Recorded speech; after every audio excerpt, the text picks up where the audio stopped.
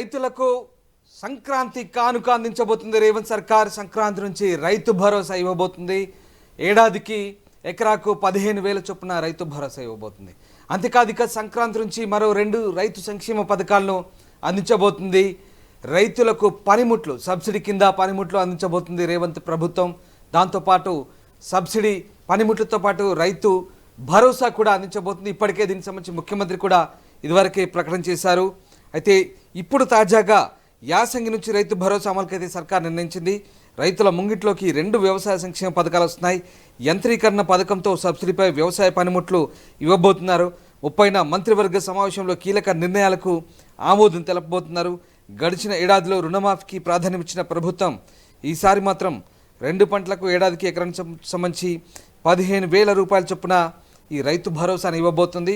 So మీకు తెలిసిందే, రైతు భరోసాకు సంబంధించి ఇప్పటికే 15,000 రూపాయలు ఇవ్వబోతున్నారు ఏడాదికి. దీంతో ప్రభుత్వం ఇక సంక్రాంతి నుంచి దీనికి సంబంధించిన పథకాన్ని అమలు చేయబోతుంది. సో యంత్రాలను పనిముట్లను కూడా అందించబోతున్న పరిస్థితి కనబడుతోంది. రైట్, ఇక మా కరెస్పాండెంట్ విజయ్ ఉన్నారు.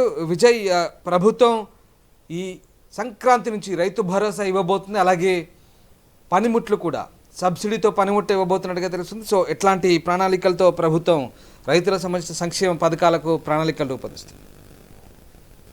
రామదాస్, ఈ సంక్రాంతి నుంచి కూడా రైతుల ఇళ్లలో కొత్త ధాన్యంతో కూడినటువంటి పండుగ కూడా చేసుకుంటారు, సంక్రాంతి పండుగను కూడా. సో ఆ పండుగని మరింత ఉల్లాసంగా చేసుకునేందుకు కూడా రైతులకు ప్రభుత్వం కొంత మేరకు ఒక ఆర్థిక సాయం అయితే అందించనుందనే చెప్పుకోవాలి. ఎందుకంటే ఇదివరకు బీఆర్ఎస్ ప్రభుత్వ హయాంలో ఉన్నటువంటి రైతు భరోసా ఏదైతే ఉందో అది కేవలం అంటే రబీకి అలాగే ఖరీఫ్ కి సంబంధించి 2 సీజన్స్ కి సంబంధించి 10,000 మాత్రమే పడేది. కానీ ఇప్పుడు కాంగ్రెస్ ప్రభుత్వం ఏర్పడిన తర్వాత 15,000కు పెంచారు. అంటే ఏడాదికి 15,000 అంటే సీజన్ కి 7,500 కూడా పెంచారు ఎకరాకి.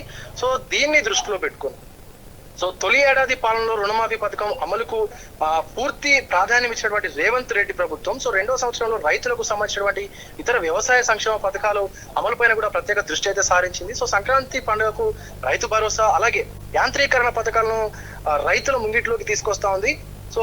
రేషన్ కార్డులు లేని వారికి కూడా కొత్త రేషన్ కార్డులు కూడా పంపిణీ చేసేటువంటి పథకాన్ని కూడా సంక్రాంతి నుంచే అమలు చేసేందుకు కసరత్తు అయితే జరుగుతోంది. ఈ నెల 30న రాష్ట్ర మంత్రివర్గ సమావేశం జరగనుంది. ఈ భేటీలో కొన్ని కీలక నిర్ణయాలు కూడా తీసుకున్నారు అని చెప్పేసి కూడా తెలుస్తా ఉంది. ఇటీవలి అసెంబ్లీ శీతాకాల సమావేశంలో చర్చించినటువంటి అంశాలతో పాటు మంత్రివర్గ సమావేశంలో తీసుకున్న నిర్ణయాలు, కొన్ని కొత్త సంక్షేమ పథకాలు కూడా సంక్రాంతి పండుగ నుంచి కూడా అమల్లోకి రానున్నాయి. మొదటి సంవత్సరం వ్యవసాయ రంగంలో కీలకమైనటువంటి రుణమాఫీ పథకాన్ని కూడా ప్రభుత్వం ప్రతిష్టాత్మకంగా అమలు చేసినటువంటి విషయం మనకు తెలిసిందే. 4 విడతల్లో సుమారుగా 25.36 లక్షల మంది రైతులకు కూడా 20,617 కోట్ల రూపాయల రుణమాఫీ అయితే జరిగిందనే చెప్పుకోవాలి, విడుదల కూడా చేసిందనే చెప్పుకోవాలి డబ్బులు. కేసీఆర్ ప్రభుత్వం 2023-24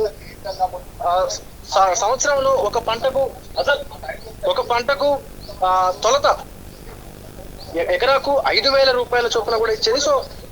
ఇప్పుడు దాన్ని 7,500 రూపాయలకు పెంచుతూ కూడా పంపిణీ చేస్తామని చెప్పి కూడా మనకు పేర్కొన్నటువంటి ఆస్కారం ఉంది. అయితే ఒక పాత లెక్క ప్రకారం చూసుకుంటే ఎకరానికి 5,000 చొప్పున చూసుకుంటే 7,500 కోట్ల రూపాయల రైతు బంధు ఇచ్చామని చెప్పి కూడా రేవంత్ సర్కార్ వెల్లడించింది. ఇక రైతు భరోసా విధి విధానాలు ఖరారు చేసి 2వ పంటకు ఎకరానికి 7,500 చొప్పున కూడా పంపిణీ చేస్తామని అయితే ప్రకటించింది. రైతు భరోసా పథకాన్ని సంక్రాంతికి అమలు చేస్తామని ముఖ్యమంత్రి రేవంత్ రెడ్డి అలాగే వ్యవసాయ శాఖ మంత్రి తుమ్మల నాగేశ్వరరావు కూడా తాజాగా ప్రకటించినటువంటి విషయం మనకు తెలిసిందే. శాసనసభ అలాగే శాసన మండలిలో కూడా ఇటీవల రైతు భరోసా పథకం ఏదైతుందో దానిపైన కూడా ఒక చర్చ అయితే పెట్టారు.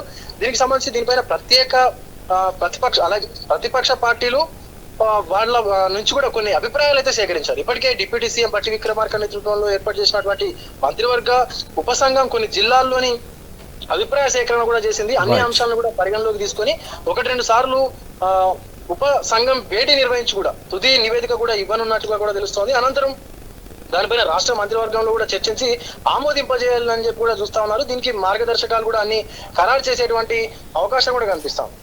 జనవరి 10లోగా కూడా ఈ ప్రక్రియను పూర్తి చేయనున్నారనే కనిపిస్తా ఉంది. ఖచ్చితంగా యాసంగి సీజన్ ఇప్పుడిప్పుడే ప్రారంభమైంది కాబట్టి రైతులు వరి నాట్లు కూడా కోసారు, అక్కడక్కడ నాట్లు కూడా వేస్తా ఉన్నారు.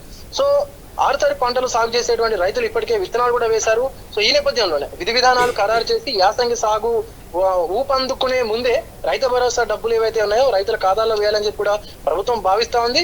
సో ఖచ్చితంగా ఈ 15,000 రైతు భరోసా పథకంలో కూడా చెల్లిస్తామని చెప్పి కూడా చెప్తా ఉన్నారు ఎకరానికి. సో సంక్రాంతి నుంచి అయితే ఈ పథకం అమల్లోకి వస్తుండడం అయితే ఒక గమనార్హం అని కూడా చెప్పుకోవచ్చు Ramdas. Right, yes, thank you Vijay. So రైతు భరోసాకు సంబంధించి ప్రభుత్వం కీలక ప్రకటన చేసింది. ఇదివరకే సంక్రాంతి నుంచి రైతు భరోసా అమలు చేయబోతున్నారు. అలాగే సబ్సిడీపై వ్యవసాయ పనిముట్లు కూడా అందించే అవకాశం కనిపిస్తుంది. 30వ తారీఖున జరిగే మంత్రివర్గ సమావేశంలో దీనికి సంబంధించిన కీలక నిర్ణయాలకైతే ఆమోదం తెలపబోతుంది మంత్రిమండలి. అసలైన తొలి వెలుగు. ఫాలో వాట్సాప్ @తొలి వెలుగు అఫీషియల్.